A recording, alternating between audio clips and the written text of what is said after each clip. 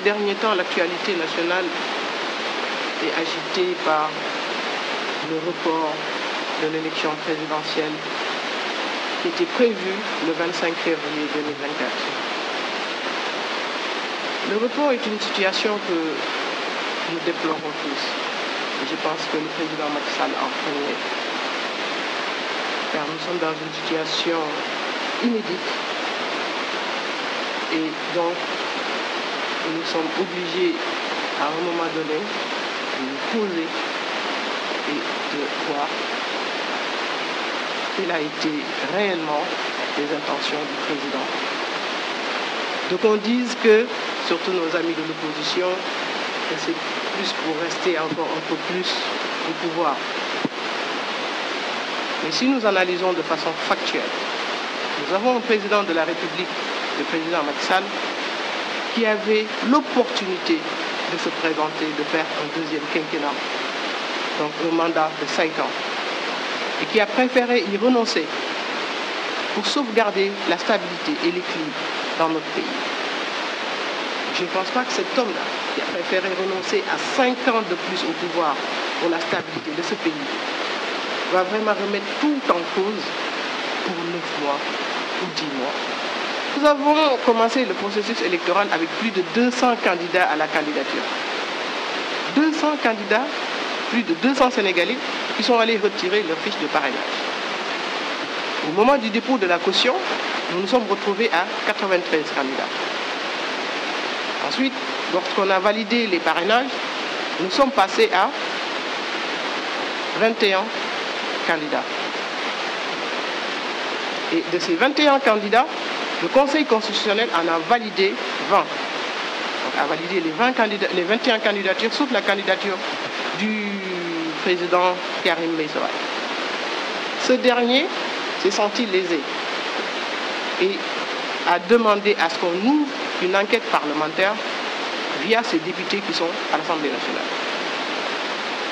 Ces députés, en plus de s'insurger sur le fait que Karim Meïssa Wade a été éliminé parce qu'il avait la double nationalité, ont prouvé qu'il y avait une autre candidate, en tout cas, qui a renoncé tout dernièrement, qui avait une double nationalité.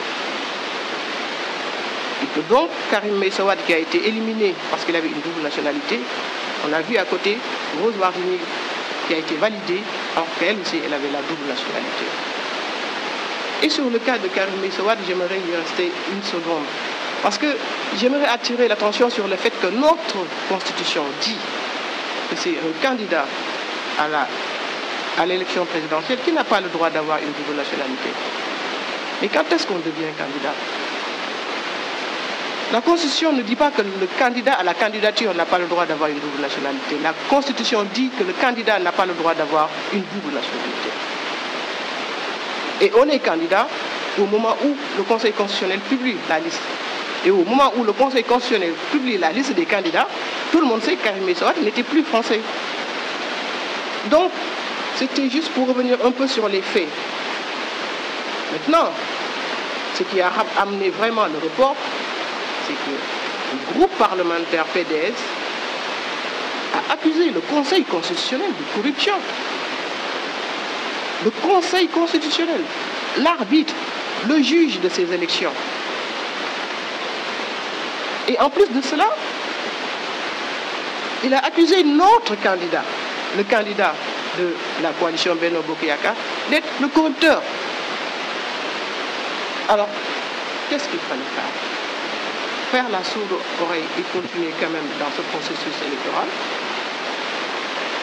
Et si le Conseil constitutionnel sort pour ensuite dire que le candidat Amadou Ba a gagné dès le premier tour, parce que nous allons aux élections pour gagner. Si le Conseil constitutionnel déclare que le président Amadou Ba a gagné, avec toutes ces accusations, et qu'est-ce que l'opposition allait dire? Ce serait encore pire que la situation actuelle. Nous pouvons reconnaître ça au moins. Donc le président Macky Sall n'avait que deux choix.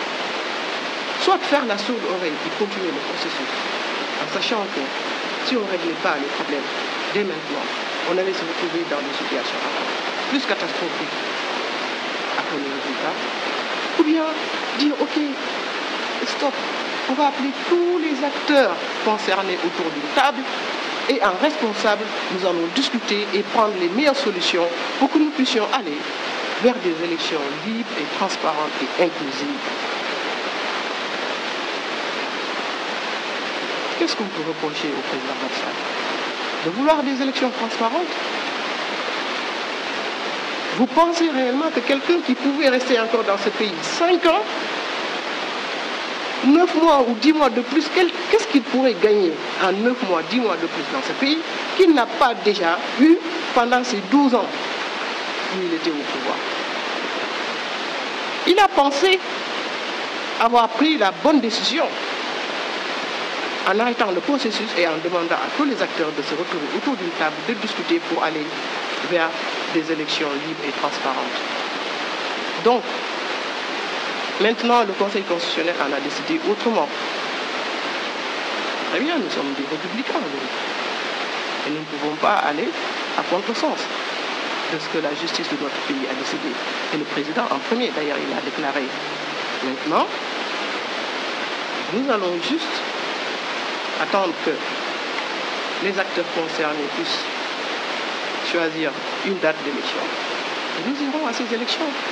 Et ce que je peux vous dire, en tout cas pour vous terminer, c'est que la coalition Benno Bokk Yakaar a été la coalition, en ce qui me concerne pour moi, la coalition la plus lésée dans cette situation.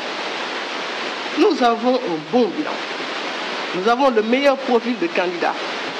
Et nous avons un excellent programme que nous n'avons même pas eu le temps de proposer aux Sénégalais. Nous étions prêts à aller aux élections et nous étions prêts à gagner. Mais nous voulons que notre victoire ne souffre d'aucun aussi. Je vous remercie. Et M. Khalil, le président a des informations qu'il ne peut certainement pas mettre sur la table publique. Et ce qui est sûr, connaissant l'homme d'État, qu'il a pris cette décision, c'est qu'il est certainement au courant. Il a certainement des informations que nous, Sénégalais lambda, n'avons certainement pas. J'appelle vraiment à tous nos citoyens de faire confiance à notre président, le président Macky Sall. Il l'a dit, il est prêt à partir vers d'autres perspectives. Tout ce qu'il cherche, c'est de laisser notre pays entre de bonnes mains, laisser une stabilité, une tranquillité, pour que nous puissions préserver vraiment cette paix que nous avons par rapport aux autres pays africains qui nous entourent. Nous devons coûte que coûte éviter dans notre pays le syndrome libyen. À l'heure actuelle, il ne s'agit plus d'avoir raison ou d'avoir tort. Parce que si nous regardons bien ce qui s'est passé en Libye, tous ceux qui étaient avec Kadhafi ou contre Kadhafi, qui étaient pour ou contre, ils sont tous logés à la même enseigne. Aujourd'hui, plus personne n'a envie de mettre un pied en Libye. Alors que la Libye faisait partie des pays africains les plus riches, où il faisait bon vivre, où tout le monde avait envie d'aller. Aujourd'hui, plus personne n'a envie d'y aller. On ne sait pas où sont passés leur pétrole, leur gaz, l'or. On ne sait pas. Les Libyens, en tout cas, ne savent pas. Au final, ils sont tous perdants. Nous devons tout éviter cette situation-là à notre pays. Donc, dialoguons, discutons et trouvons la meilleure solution pour notre pays. Éviter que des éléments extérieurs viennent s'accaparer de nos ressources, de nos richesses, au détriment de nos enfants et de nos petits-enfants. Nous devons préserver la paix et la stabilité de ce pays pour la future génération.